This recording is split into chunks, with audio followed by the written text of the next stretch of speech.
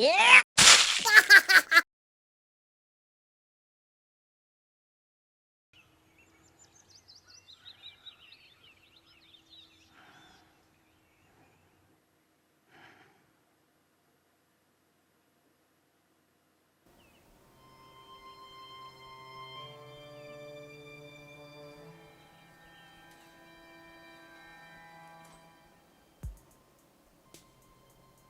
Wow.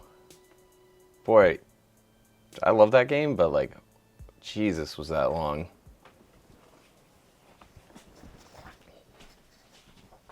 I guess it's time to start thinking about what to play next. I wonder what the next game should be.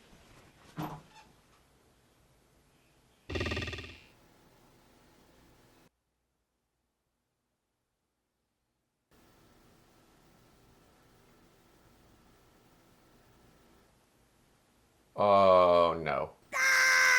No, no, no, no, no!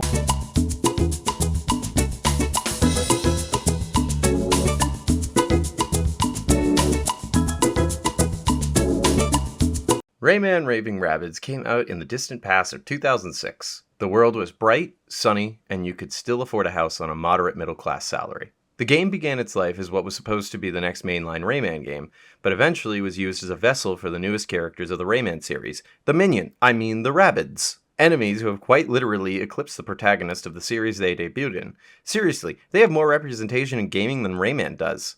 Oh god, they really were the minions. And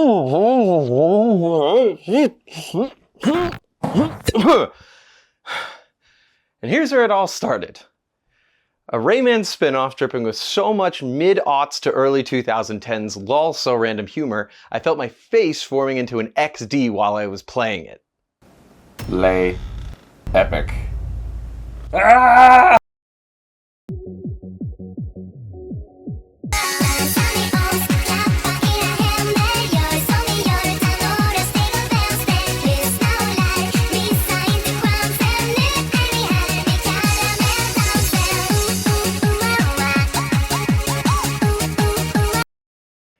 You may remember this as one of those games that you got on the Wii, and you kind of remember getting it, but you don't really. It was something that you kind of played at a friend's house once or twice, and you're probably surprised to see that it was on my Steam list.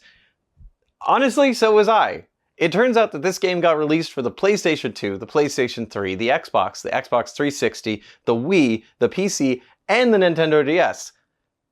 However, it sold best on the Wii, and it didn't really want to play nice with the rest of the consoles after that.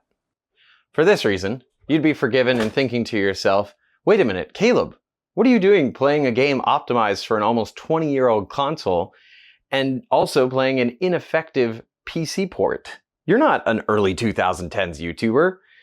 And to that, the answer is simple. I bought it. Did you not watch the intro video? It's the whole point. It's in my library. I'm going to play it. Hey y'all! Rayman is having a picnic with some Glowbox, and then is kidnapped by the Rabbids and forced to play a series of mini-games for them gladiatorial style. He is thrown into the ring and has to complete 3 of 4 challenges to unlock the final door, behind which is either an on-rail shooter, a race, or a skydiving minigame. He then earns a plunger and starts using it to build a ladder to get out of the jail cell that they are keeping him in. Anyway, the whole story is rinse and repeat of that for 15 rounds until you get enough plungers to climb out. The game is made up of Mario Party style games that you have to compete in to advance through the levels.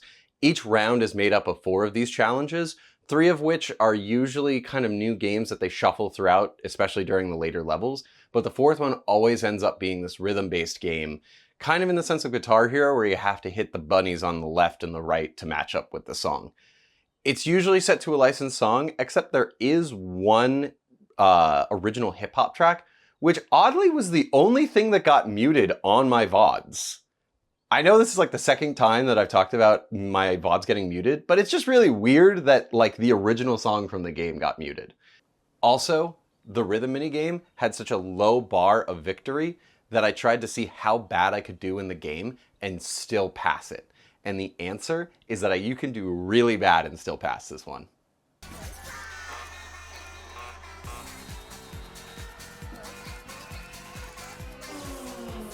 It's also very clear to see that even though the game was made for multiple consoles, motion controls were kind of the focus, and it made sense. I mean, the Wii just come,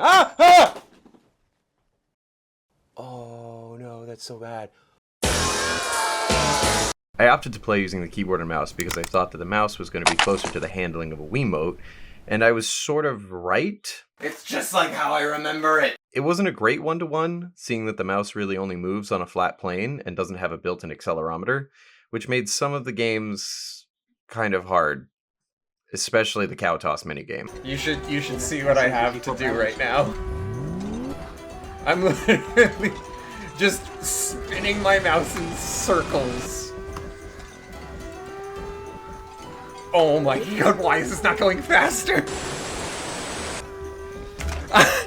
You need to spin it faster, dude. I'm trying. Go faster! Ah. Also, some of these minigames, way harder than I thought they were going to be. I signed up expecting some very simple, very easygoing, light minigames that I could have a lot of fun with and enjoy. Not the case.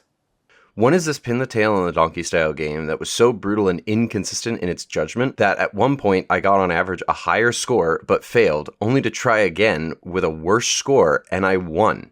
The game hasn't aged that well either. The controls and the gameplay really speak for that, but the repetitive nature of the minigames that really just ends up being later games being the same minigames that you saw earlier, only with a higher threshold to complete the minigame, really kind of just reeks of lazy padding.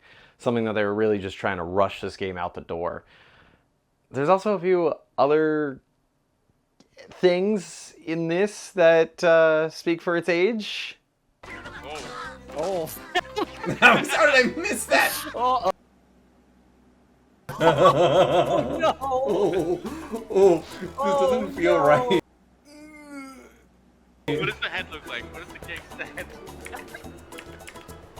Oh no! Oh no! Oh, that's Rabbids sleeping in a sombrero.